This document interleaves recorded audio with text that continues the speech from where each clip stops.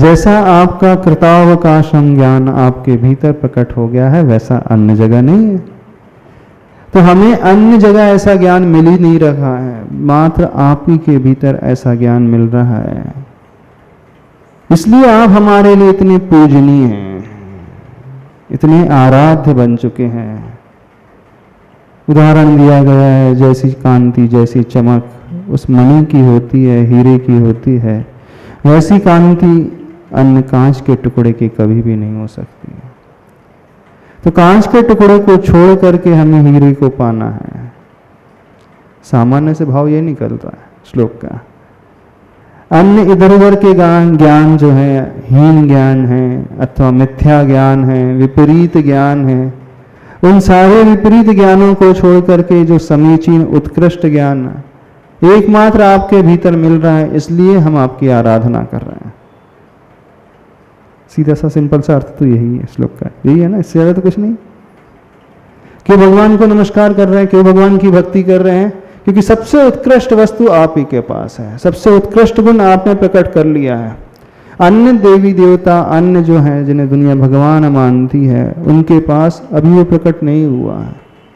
आपके पास जो मिलेगा वो एकदम ब्रांडेड 100% परफेक्ट मिलेगा, गारंटेड माल मिलेगा। बाकी जगह संभावना है डुप्लीकेट मिलने की। तो जहां ब्रांडेड माल मिलेगा, चोखा माल मिलेगा, इस कारण हम आपके पास आ रहे हैं। जब ब्रांड वैल्यू स्टेब्लिश हो जाती है ना, पक्का है कि वहां पर वही उससे अच्छा, उससे बढ़िया कहीं नहीं मिलेगा। बाकी जहां भी जो भी मिलेगा इंफीरियर मिलेगा, उसमें कुछ ना कुछ कमी रहेगी।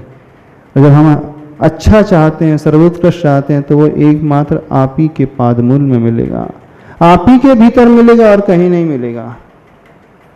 आप इस प्रकार के हैं, इसलिए हम आपकी आराधना कर रहे हैं, आपकी भक्ति कर रहे हैं, आपकी पूजा कर रहे हैं। एक दृष्टिकोण यह है श्लोक को देखने का। जो फल आपने प्राप्त कर लिया है, और वह ज्ञान ऐसा है कभी समाप्त होने वाला नहीं। कृतावकाशम यानी वह स्थान प्राप्त हो गया जो इससे बढ़कर के कभी कुछ नहीं हो सकता। अन्य ज्ञान थोड़े होते हैं, अन्य ज्ञान जो है नष्ट हो जाने वाले हैं। कौन से ज्ञान होते हैं? क्षय श्रमिक ज्ञान जो होते हैं। एक समीचीन, एक विपरीत मिथ्या ज्ञान। मिथ्या ज्ञान तो भटकाने वाला है ही, लेकिन जो सीमा को लिए हुए समाप्ति जिसकी हो जाती है, हमें वो नहीं चाहिए। हमें तो वो चाहिए जो आपने पाया है अनंतता को लिए हुए।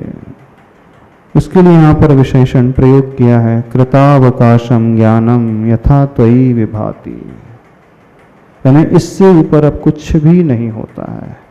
बाकी जितने भी ज्ञान है इससे नीचे ही रहेंगे, हीन ही रहेंगे, पूरे नहीं रहेंगे, स्वल्प काल के लिए रहेंगे, और कुछ क्षणों के बाद, कुछ पलों के बाद, कुछ काल के बाद वह नष्ट हो जाएंगे, विलय को प्राप्त हो जाएंगे।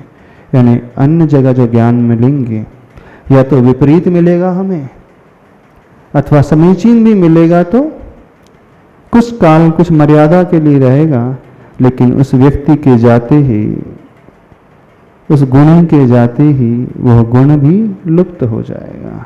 अथवा जो क्षय श्रमिक ज्ञान है वो घटने बढ़ने वाला है, स्थिर रहने वाला नहीं है। ज्ञानावर्ण कर्म का क्षय श्रम बढ़ जाएगा तो थोड़ा ज्ञान बढ़ जाएगा, घट जाएगा क्षय श्रम तो ज्ञान कम हो जाएगा।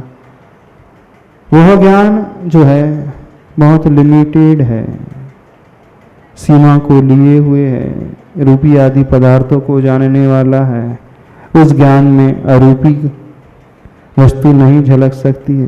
बहुत सारी विशेषताएं हैं कि ज्ञान की विशेषता बहुत विशेषताएं हैं। एक ज्ञान ऐसा भी होता है जो एकदम अद्भुत ज्ञान होता है, वो केवल ज्ञान एकदम अद्भुत ज्ञान है। उस केवल ज्ञान में एक साथ समस्त द्रव्य अपनी पर्यायों के साथ, अपने गुणों के साथ प्रभु के उस ज्ञान में झलकते हैं। आसानी से विश्वास नहीं होता है ना, कि ऐसा भी ज्ञान हो जाएगा जितने लोग यहाँ बैठे हैं उस ज्ञान में, केवल ज्ञान में सारे लोग एक साथ झलक रहे हैं। हमें जानने के लिए एक एक जगह उपयोग लगाना पड़ता है। अब ये बैठे हैं, इनके बारे में, ये इनके बारे में, इनका नाम ये है, इनकी उम्र ये है, इतने अमीर हैं, इतने गरीब हैं, ये व्यापार करते हैं, ये अच्छे हैं, बुरे हैं। जब इनके बारे में पूरा हो गया, फिर दूसरे नंबर पर अपन आते हैं। अब दूसरा ये है, इन्हें अपना क्रमशः चलता है। भले ही हम देख रहे हैं सबको, लेकिन सबको एक साथ जान नहीं सकते। हाँ, विशेषता से जानना हो तो एक एक करके ही जान सकते हैं। लेकिन एक ऐसा भी ज्ञान होता है, समस्त द्रव्य को एक साथ जान लेता है। हम जानेंगे मात्र उनके वर्तमान स्वरूप को ही जानेंगे, अतीत के बारे में ज़्यादा नहीं, भविष्य के बारे में तो कुछ पता ही नहीं। कितना अपना लिमिटेड ज्ञान है, बहुत लिमिटेड ज्ञान है। कितनी कमजोरी है अपने की, अपन इतना सा ही जान पाते हैं।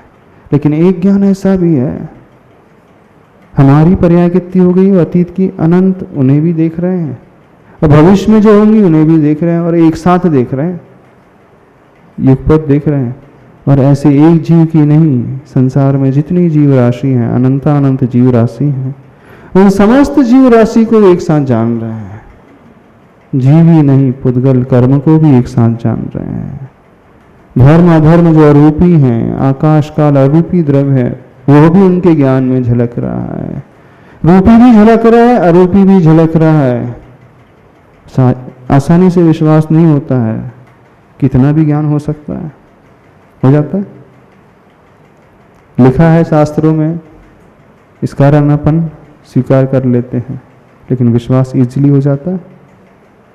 पढ़ करके, हाँ शास्त्र में लिखा है, इस कारण मान रहे हैं, लेकिन क्या किसी व्यक्ति का इतना भी ज्ञान हो सकता है?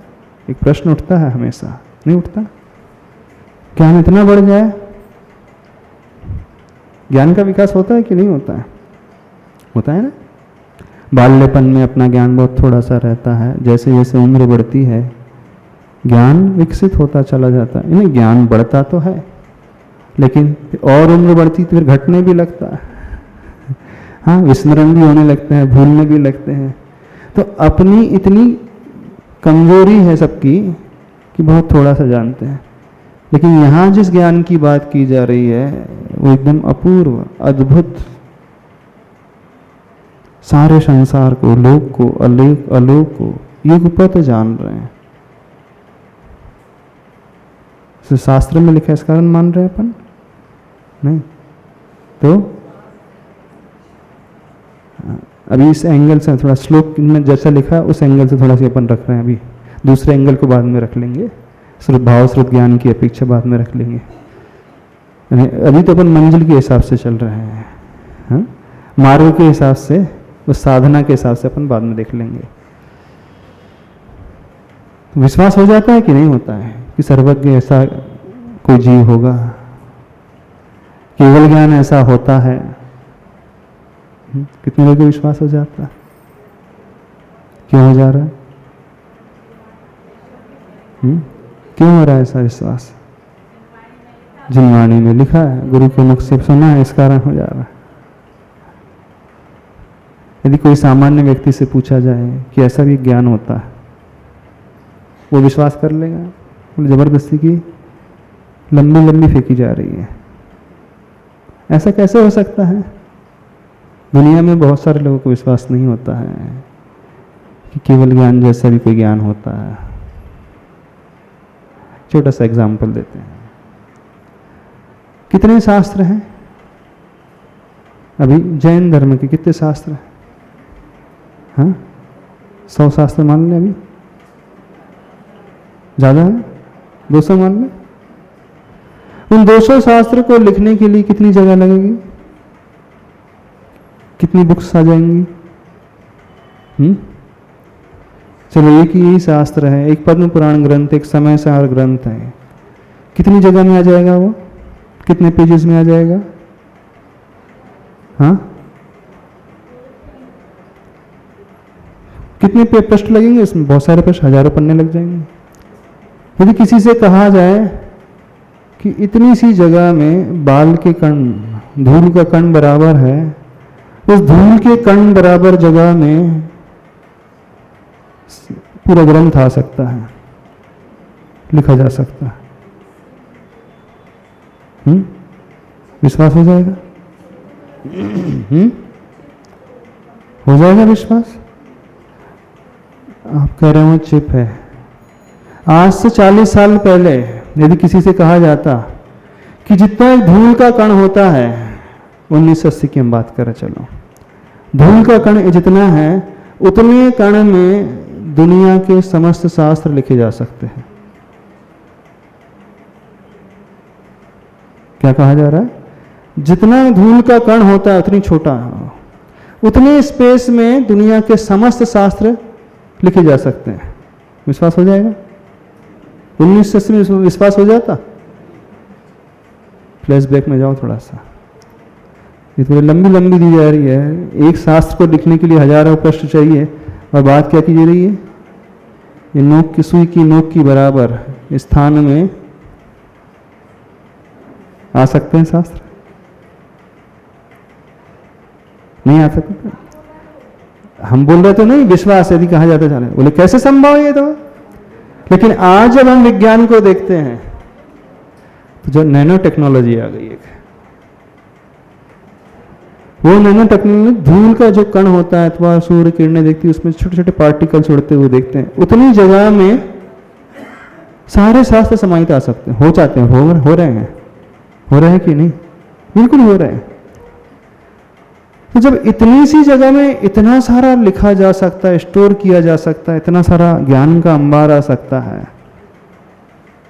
तो ये आत्मा में इतना सारा नहीं आ सकता? अच्छा, हमारी आंख का लेंस कितना बड़ा होता है? मसूर के दाने के बराबर है, जो जिससे हम देखते हैं। अब उतने बड़े दाने के बराबर जो हमारी लेंस है आंख का, उसमें 125 मंजिल बिल्डिंग आ सकती? क्यों? 125 मंजिल बिल्डिंग इतनी ऊंची आ जाएगी? आ जाएगी? सम्य शिखर का पहाड़ मसूर के दाने में आ जाता? किसी से कहो ये सम्य शिखर का पहाड़ तो इतना लंबा, किलोमीटर में लंबा है, 27 किलोमीटर ऊंचा से, और हमारी आंखों के भीतर कैसे आ जाता है? आ जाता है ना। जब इतनी सी आंखों में इतनी बड़ी बिल्डिंग आ सकती है, इतने बड़े पहाड़ आ सकते हैं, एक धूल के कण में सारे शास्त्र आ सकते हैं, तो इस आत्मा में ऐसा ज्ञान क्यों नहीं आ सकता जो भूत भविष्य और वर्तमान को एक साथ जान ले? समस्त द्रव्यों को, समस्त उनके गुण और पर्याय सहित एक साथ जान ले, क्यों नहीं आ सकता? तो आज का विज्ञान तो इसी बात को पुष्ट कर रहा है। जैसे जैसे प्रगति हो रही है, प्रोग्रेस हो रही है, वो इसी बात को पुष्ट करता है कि नहीं, सब कुछ संभव है। जब पहला कंप्यूटर बना था ना, तो एक कमरे के बराबर था, वो बहुत बड़े हॉल के बराबर था जब पहला कंप्यूटर बन करके आया था। और अब आपके हाथ में आ जाता है, पूरा मोबाइल आपका कंप्यूटर काम कर रहा है क्या? लैपटॉप की बात नहीं कर रहे हैं, पूरा आपके पाम में आ जाता है, हथेली में आ जाता है, आ जाता। पहले इतने सारे शास्त्रों को लिखने के लिए इतने सारे पेजेस लगते थे, अब नहीं लग रहे। संभव हो गया ना? तो जब यह संभव हो सकता है तो वह क्यों नहीं संभव हो सकता है कि इस आत्मा के भीतर इतना भी ज्ञान हो जाए कि समस्त संसार को एक साथ युगपत देख ले, समस्त द्रव्य और उनकी पर्यायों को गुणों के सहित होकर के एक साथ जान ले। तो आज का विज्ञान तो इसी धारणा को पुष्ट कर रहा है। तो ये विश्वास अपने भीतर लाना, शास्त्रों में लिखा है, इस कारण नहीं मान लेना कि सर्वज्ञ होते हैं। शास्त्रों में लिखा है, भक्तामृत में आया कि भगवान का ज्ञान ऐसा है, कृतावकाशम त्वयि ज्ञानम यथा विभाति नैवम तथा हरिहरादिषु नायकेषु। हे प्रभु, ऐसा वो अवकाश को प्राप्त ज्ञान आपके भीतर प्रकट हो गया है, यानी वह केवल ज्ञान जो समस्त लोक अलोक को एक साथ जान रहा है, वो अन्य जगह अन्य किसी के पास नहीं मिलता है। शास्त्र में लिखा है, आचार्य मानतुंग स्वामी जी ने लिखा है, अथवा अन्य आचार्यों ने लिखा है, वो केवल ज्ञान होता है, वे सर्वज्ञ होते हैं, इस कारण नहीं। थोड़ा सा युक्ति से भी सोचने की कोशिश करें, नहीं हो सकता है। आज भी ऐसे बहुत सारे लोग होते हैं जिन्हें जाति स्मरण हो जाता है, पूर्व भाव का याद हो जाता होता है, विज्ञान वहां तक भी पहुंच रहा है, पूर्व भाव तक। आज भी ऐसे लोग हैं, 5 साल का बालक है, वो अमेरिकन इंग्लिश में साइंटिफिक जो साइंस को प्रूव करने वाली रिसर्च वाली लैंग्वेज जो होती है, उस लैंग्वेज में बहुत अच्छे से बात कर लेता है। गांव में पैदा हुआ है, ऐसे बहुत सारे रिसर्चेज हुए हैं जिन बालकों ने पूर्व भाव के अपने वृत्तांत को बहुत अच्छे से सुना दिया, बता दिया और अच्छा सा सत्य निकला। तो पुनर्जन्म भी होता है और वो ज्ञान भी वहां से चला हुआ आ रहा है। आज भी बिल्कुल वैसा है, यानी ज्ञान इतना हो सकता है जो हमारे अतीत को बता दे। अब दूसरी चीज बता रहे हैं, इंडिया में ज्योतिष शास्त्र कब से चल रहा है? सूर्य ग्रहण चंद्र ग्रहण कब होगा, 100 वर्ष के पश्चात कौन सी तिथि को कौन सी डेट को कहां दिखाई देगा, ये पूरे खगोल की रचना है। सूर्य ग्रहण चंद्रमा कहाँ, कब सूर्य का उदय होगा, कब अस्त होगा, ग्रहण कहाँ लगेगा कहाँ नहीं लगेगा, ये एक ज्ञान तो ऐसा भी चला आ रहा है ना। जब ये वर्तमान का साइंस नहीं था तब भी पूरे पंचांग जो है परफेक्ट घोषणा करते हैं, वे अपने पंचांग के अनुसार बता देते हैं स्थिति को, यहाँ पे सूर्य ग्रहण। दुनिया के लोग जब देखते हैं, जब भारतीय इस ज्ञान पद्धति को देखते हैं, वो भी आश्चर्य से भरते हैं। ऐसा भी ज्ञान पहले से रहा है कि सारे खगोल के बारे में, सूर्य चंद्र ग्रहण तिथि का वर्णन कैसा का कैसा कब होगा वो बताने वाला, और एकदम परफेक्ट निकलता है। नहीं, वो ज्ञान तो पहले भी है। बहुत सारी ऐसी घटनाक्रम है जो सिद्ध करती है कि एक ऐसा ज्ञान अवश्य है जो हमारी इंद्रियों से भी ऊपर उठ करके होता है, जिसे अतीन्द्रिय ज्ञान कहा जाता है, जो आत्मा से उत्पन्न होता है। कुछ ऐसे भी हैं जो फ्यूचर के प्रेडिक्शन कर देते हैं, हाँ? एक नास्ट्राडामस हुआ है, लगभग 12वीं-13वीं शताब्दी में हुआ शायद। तब उसने सैकड़ों वर्ष पूर्व बहुत सारी घटनाओं को फोरकास्टिंग करके रख दी थी, और वो अक्षर से आज भी सिद्ध हो रही। यानी जो भविष्य में घटने वाला है एज इट इज बता करके रखने वाले ज्ञान। तो ज्ञान तो है, कुछ ना कुछ तो है, भले ही आज हम नहीं पकड़ पा रहे हैं, भले ही आज हमारी क्षमता नहीं है ये कह सके कि जो भविष्य को भी बताने वाला हो, अतीत को भी बताने वाला हो। एक शतावधानी होते हैं, एक साथ 100 लोग प्रश्न कर ले, उनके माइंड में आ जाता है और वो एक एक करके उत्तर दे देंगे सबका, है ना? एक एक करके सबका उत्तर दे देंगे वो। यानी हजारों लोग बोल रहे हैं, सबकी बात एक साथ सुन करके एक एक कम, हाँ ऐसे होते हैं लोग, अभी भी है। यानी ज्ञान का विकास वर्तमान में अभी भी इतना हो सकता है जो आश्चर्य में डालने वाला होता है कि नहीं? जब वर्तमान में ऐसा हम देख सकते हैं तो इस पर हमें विश्वास क्यों नहीं होता कि ऐसा भी ज्ञान होता है जिसे केवल ज्ञान कहा जाता है, जो आंखों से नहीं, मन से नहीं, सीधे आत्मा से उत्पन्न होता है। हमारे ज्ञान तात्कालिक रहते हैं, कुछ समय तक की सीमा के लिए रहते हैं, उसके बाद नष्ट हो जाते हैं। लेकिन एक ऐसा ज्ञान जब वो प्रकट हो जाता है तो वो फॉरएवर, हमेशा के लिए, अनंत काल के लिए रहता है। और उसकी विशेषता अलग ही प्रकार की, अद्भुत विशेषता। वह ज्ञान जो है अपने उस आवरणी कर्म के अभाव में प्रकट होता है। समस्त ज्ञान आवरणी कर्म के अभाव में प्रकट हो जाता है, वो केवल ज्ञान कहलाता है। और एक बार प्रकट हो गया तो हमेशा बरकरार रहता है। और उसकी विशेषता, उसकी महानता ऐसी है, उस जैसा ज्ञान दूसरा कोई होता है नहीं। वो हमारे भविष्य की अनंत पर्याय को भी बताने वाले हो सकते हैं, और अतीत की पर्याय कहाँ से हम भटकते हुए आ रहे हैं उसका भी वर्णन यथावत करने वाले हो जाते हैं।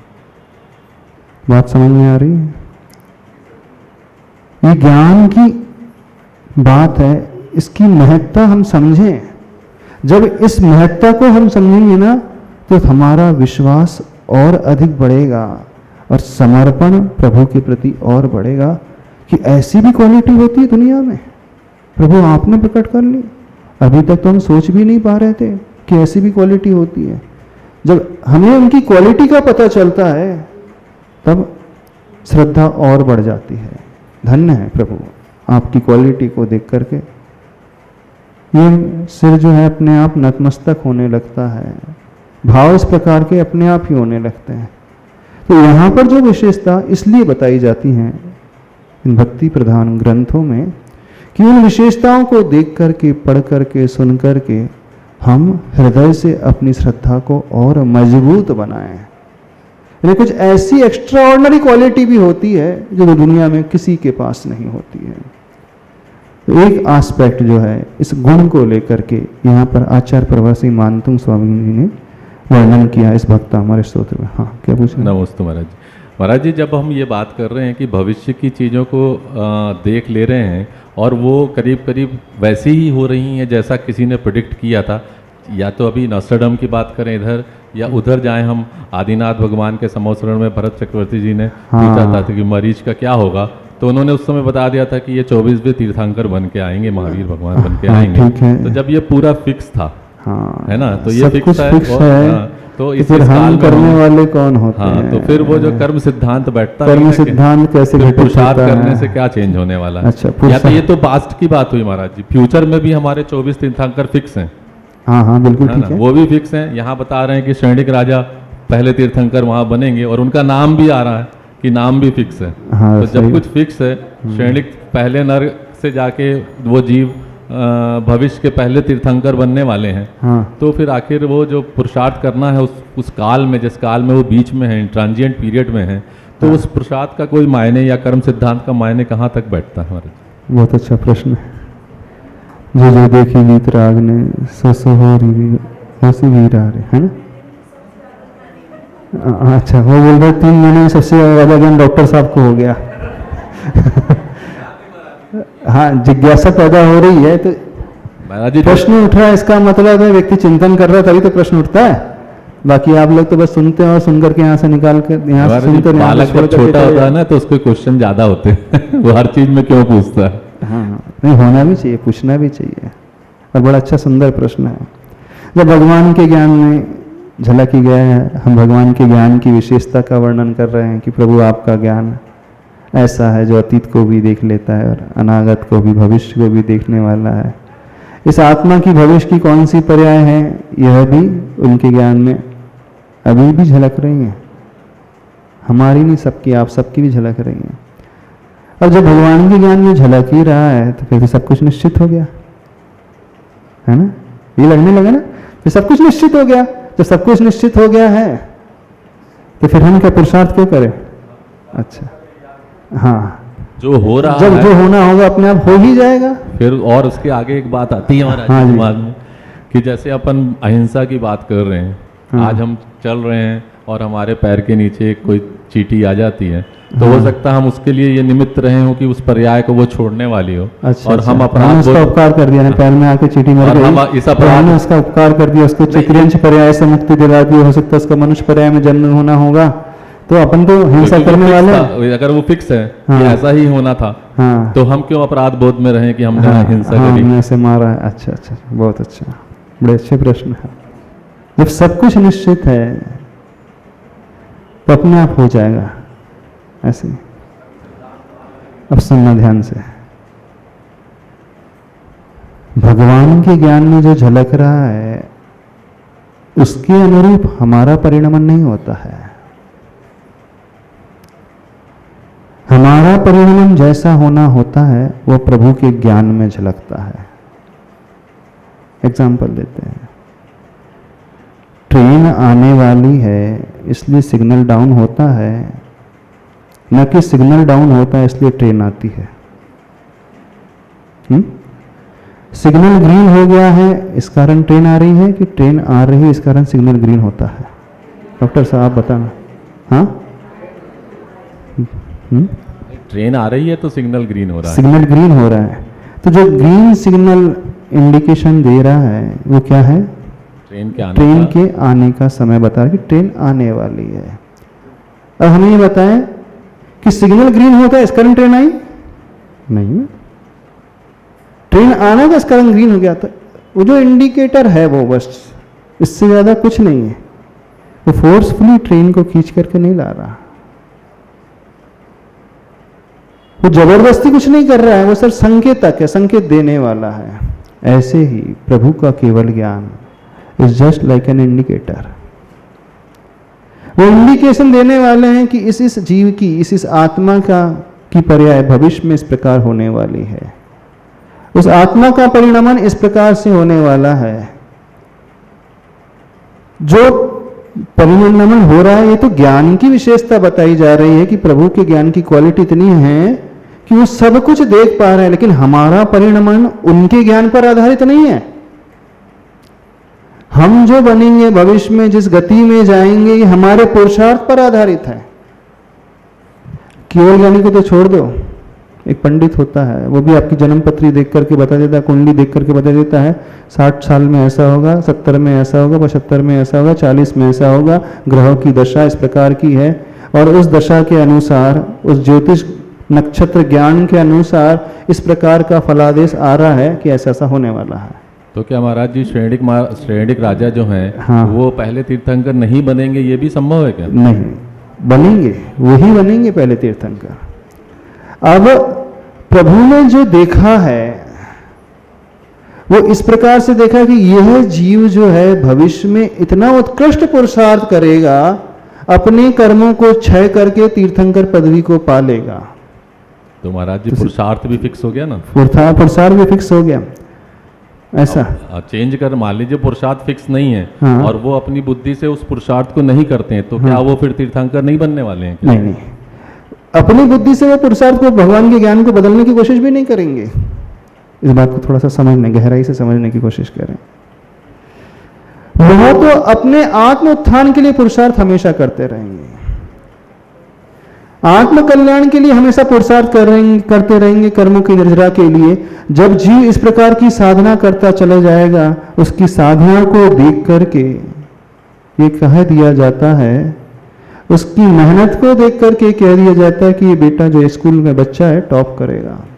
पर अभी तो महाराज जी वो पहले नरक में है ना? नहीं, अभी पहले नरक में नहीं है, वो तो सजा पा रहे हैं क्योंकि उसने उन्होंने गलत कार्य किया था। लेकिन जो भाव उन्होंने भाए हैं पश्चाताप के, चाहे राजा श्रेणी का उदाहरण अथवा किसी और व्यक्ति विशेष अथवा स्टूडेंट का, उस स्टूडेंट की मेहनत को देख करके, पढ़ाई को देख करके घोषणा की जा रही है कि ये यूनिवर्सिटी टॉपर रहेगा।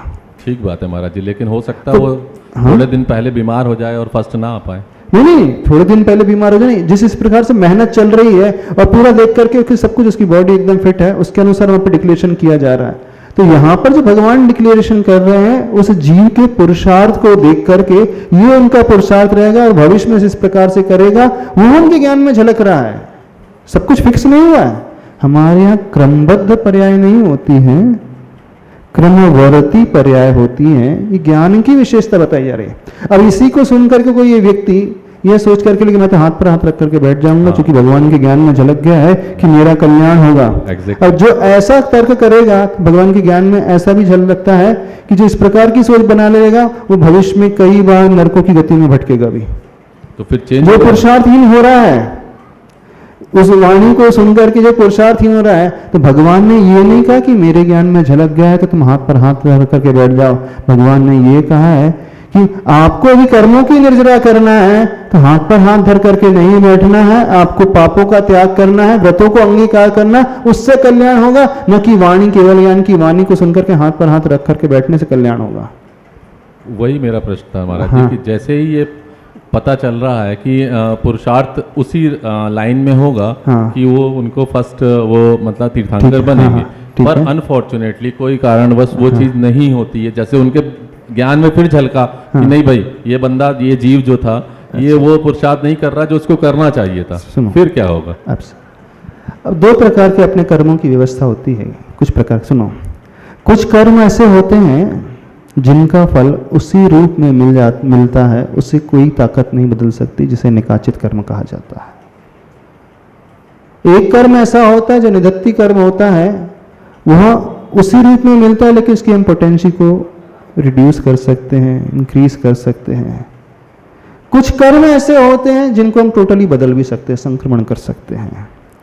जब भी घोषणा की जा रही है तो उस जीव के उस निकाचित कर्म को देख करके घोषणा की जा रही है कि ये जीव इस प्रकार से पुरुषार्थ करेगा, उसको इस प्रकार से ही भोगेगा, समझना। लेकिन एट द सेम टाइम भगवान ने यह भी घोषणा की है कि कुछ कर्म जो है जिनका संक्रमण हो सकता है, उत्कर्षण हो सकता है, अपकर्षण हो सकता है, उसमें चेंजेस हो सकते हैं, बढ़ाव हो सकता है, घटाव हो सकता है, तो उसमें संभावना है कि व्यक्ति बदल सकता है ट्रैक।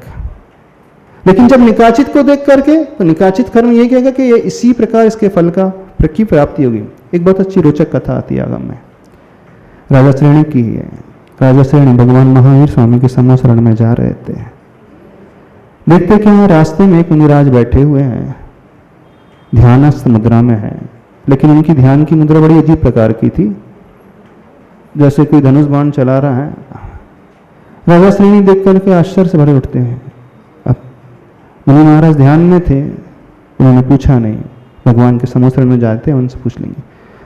जाकर के भगवान महावीर स्वामी से प्रश्न किया, प्रभु मैं रास्ते से आ रहा था, एक मुनिराज को देखा, दिगंबर मुनिराज को, जैसे कोई तीर चलाने की लिए तैयारी कर रहा है, युद्ध में लड़ने की तैयारी कर रहा है। वे मुनिराज बिल्कुल ऐसी मुद्रा में थे। तो ऐसे परिणाम मुनिराज के हैं, तो वे कहाँ जाएंगे? भगवान कहते हैं जैसा उनका परिणाम है, 7वें नरक के योग आयु का बंद कर रहे हैं। ऐसा परिणाम जो होता है वो 7वें नरक की योगी का आयु के बंद करने वाला। इतनी कृष्ण लिष्या के परिणाम। दिगंबर मुनिराज कैसे नहीं होते? थोड़ी देर और चर्चा चलती है। पुनः जिज्ञासा प्रकट करते हैं राजा श्रेणी, हे प्रभु वे मुनिराज अब कैसे हैं? अब उनके परिणाम थोड़े से शिथिल होते जा रहे हैं। उनकी लेश्या जो कृष्ण लेश्या थी अब कापोत लेश्या में आ गए हैं। लेकिन यह लेश्या भी जो है 4-5वें नरक तक ले जाने वाली लेश्या का परिणाम है। यदि अभी उनका मरण हुआ, अभी आयु बंद हो गई, तो बोले 4th थोड़ी देर तक और चर्चा चली। बोले हे प्रभु अब क्या?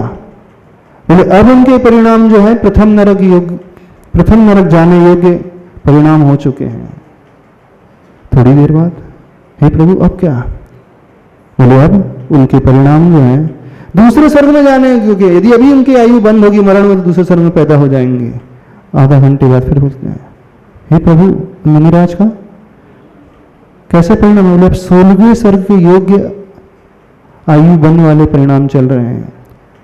भगवान का उपदेश सुन रहे थे, फिर देखते क्या है कि बहुत सारे देवता लोग आ रहे हैं केवल ज्ञान का उत्सव मनाने के लिए।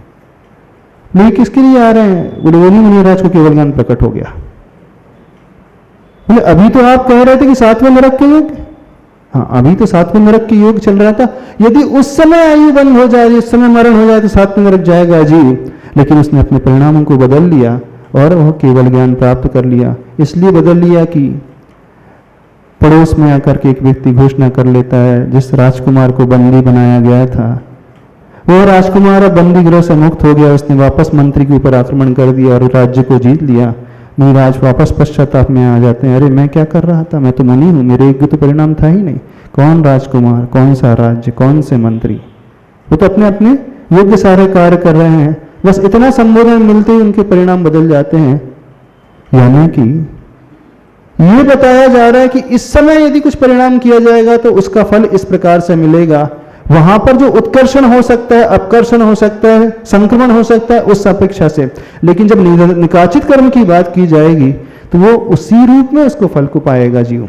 तो जहां जहां घोषणा की गई कि ये जीव इस प्रकार से इतने भवबाधे मौनी बनेंगे, मुक्ति को प्राप्त करेंगे अथवा नरक जाएंगे, तो उस निकाचित कर्म की अपेक्षा। तो हमारे यहाँ दोनों ही प्रकार से कर्मों की व्यवस्था है। भगवान के ज्ञान में क्या झलका है ये हम नहीं जानते हैं, लेकिन भगवान ने क्या कहा हमें ये जानते हैं, और हमें करना वो जो भगवान ने कहा है, न कि हमें हाथ पर हाथ धर करके बैठ जाना है कि भगवान के ज्ञान में जो जो झलका होगा अपने आप हो जाएगा। यही गणित आप अपने अर्थ पुरुषार्थ में क्यों नहीं लगा लेते? भगवान के ज्ञान में झलका होगा कि मेरा क्लिनिक अच्छा चलेगा तो मैं क्या दुकान क्लिनिक खोलूं, हाथ पर हाथ रख करके बैठे रहता हूँ। भगवान के ज्ञान में झलका होगा कि पैसा अपने आप आ जाएगा तो दुकान क्यों जाऊं, कस्टमर अपने आप आ जाएगा। देखना, ये जो तर्क किया जाता है व्यक्ति सिर्फ धर्म पुरुषार्थ को लेकर के करता है, अर्थ पुरुषार्थ को लेकर के, काम पुरुषार्थ को लेकर के कभी नहीं करता। वहां एकदम पुरुषार्थशील बन जाता है। भगवान के ज्ञान में जो भी झलका हो, लेकिन अभी तो हमें मेहनत करना है, दुकान चलाना है, पैसा कमाना है, बेटी की शादी करना है, नहीं तो पीछे रह जाएंगे। यानी सारे के सारे तर्क व्यक्ति धर्म को लेकर के करता है। बोले जब कल्याण होना होगा तो अपने आप हो जाएगा, क्यों हम मेहनत करें, क्यों हम तपस्या करें, क्यों हम त्याग करें। भगवान की ज्ञान में झलका है ना, 10 भाव बाद मुक्ति को प्राप्त कर ही जाएंगे, बैठ जाते चुपचाप, 10 भाव बाद अपने मुक्ति हो जाएगी। यही तर्क अपने संसार के जीवन में भी लगाओ। भगवान के ज्ञान में झलका होगा, बेटा अच्छा निकलना तो हो जाएगा, बेटी की शादी होना होगी अपने आप हो जाएगी, दुकान चलना होगा तो अपने आप चल जाएगी, प्रॉपर्टी खरीदना तो प्रॉपर्टी वाला अपने आप आ जाएगा, मुझे बेच करके चला जाएगा। नहीं, मेरा तर्क तो आपका तर्क नहीं। नहीं, मैं एक्चुअली दूसरा इसी से रिलेटेड क्वेश्चन ये पूछ रहा था कि जब राजा स्टैंडिंग भगवान महावीर से पूछ रहे थे तो वो पहला प्रश्न तो पूछा, ठीक है इनका क्या होगा, 7वें नरक में जाएंगे। अगर वो ये दूसरा प्रश्न पूछते कि भविष्य में इनका क्या होगा फाइनली, तो क्या महावीर स्वामी ये बता देते कि केवल ज्ञान मिलेगा? बिल्कुल, भविष्य में ये होगा कि ये 3 घंटे के पश्चात ये मुनिराज केवल ज्ञान को प्राप्त कर लेंगे। तो जो पुरुषार्थ वो मुनि कर रहे थे वो फिक्स नहीं हो गया महाराज जी कि वो तो पुरुषार्थ उनके ज्ञान में झलकेगा, भगवान के ज्ञान में झलक रहा है, लेकिन ज्ञान के अनुरूप पुरुषार्थ नहीं है, पुरुषार्थ के अनुरूप उनके ज्ञान में झलका है। वो तो इंडिकेशन है, जैसे हमारी कुंडली में इंडिकेशन दे देती है ऐसा ऐसा इस जीव के साथ होगा। कोई भविष्य वेदता होता है वो एक भाव के बाद भी बता देता है। और तो केवल ज्ञान की यहाँ पर विशेषता बताई जा रही है कि इतना विशेष ज्ञान है कि इस जीव का इस प्रकार से भविष्य में होने वाला है। लेकिन हमें जो करना है, भगवान ने जो कहा है उससे करना है, क्योंकि क्या क्या देखी वीत राग ने, तो क्या जाने वीरा रे, है ना, अनहोनी क्या बोलते हैं ऐसे कुछ, काहे होत अधीरा रे, पता नहीं जो भी श्लोक के भाव है। लेकिन भगवान ने क्या क्या देखा हम नहीं जानते। हमें यह करना है कि भगवान ने क्या क्या कहा है। भगवान ने कहा पापों को त्याग करो, पापों को छोड़ो, जिंदगी को अच्छा से बनाओ, अच्छे आचरण करो, धर्म को अंगीकार करो, व्रतों को अंगीकार करो। आज हमें ये किसी को भी ज्ञात नहीं है कि हमारा भविष्य कैसा होगा। अभी हमारे पास कोई केवल ज्ञानी नहीं है जो हमें बता सके। तो भगवान ने क्या जाना है, अभी हमें उससे कुछ लेना देना नहीं है। और हमारा कल्याण भगवान के जानने से नहीं होगा, हमारा कल्याण जो आत्म पुरुषार्थ से होगा। भले उन्होंने कह दी कि राजा श्रेणी तीर्थंकर बनेंगे, तो भगवान ने घोषणा कर दी इस कारण तीर्थंकर नहीं बनेंगे। वो उन्होंने तीर्थंकर प्रकृति बांधी थी, 16 कारण भावना भाए थी भगवान के समोसरण में, इस कारण वो तीर्थंकर बनेंगे। समझना इस बात को, ज्ञान के कारण नहीं हो रहा है, वो उस पुरुषार्थ के द्वारा ही सब कुछ अचीव करने वाले हैं। वो तो उसको देख रहे हैं, जैसे वो ट्रेन आने वाली है, पहले से इंडिकेशन मिल जाए अगले स्टेशन तक पहुंच चुकी है तो अभी इतने घंटे में यहाँ आ जाएगी। तो पुरुषार्थ तो ट्रेन का चलता ही रहता है अनवरत, पुरुषार्थ से जीव का चलता रहेगा अनवरत, उसके अनुरूप कार्य होने वाला है। हमें इसमें नहीं उलझना है कि भगवान ने क्या देखा क्या नहीं देखा। यदि इसमें उलझ करके रह जाएंगे तो हम अकर्मण्य हो जाएंगे। हाँ, एक मिथ्यात्व का भेद आता है, नियतिवाद मिथ्यात्व। वो कहता है जब जब जैसा जैसा जो जो जिसका होना होगा अपने आप हो ही जाएगा, तो इसलिए मिथ्या दृष्टि की भेद में रखा है। हाँ, कहीं भगवान का ज्ञान एक नियतिवाद मिथ्यात्व को लेकर के चल रहा है, एक भगवान के केवल ज्ञान को नियतिवाद का अंग बना करके चल रहा है, तो कहीं ऐसा ना हो कि भगवान का केवल ज्ञान ही मिथ्यात्व के जानने के लिए कारण हो जाए। महाराज जी अपन वो भजन गाते हैं, जो है सो है जो। हाँ, इसको बहुत अच्छा प्रश्न किया, इसका उत्तर कल दे देंगे, आज समय हो गया। ठीक है, देवादिदेव श्री आदिनाथ भगवान की।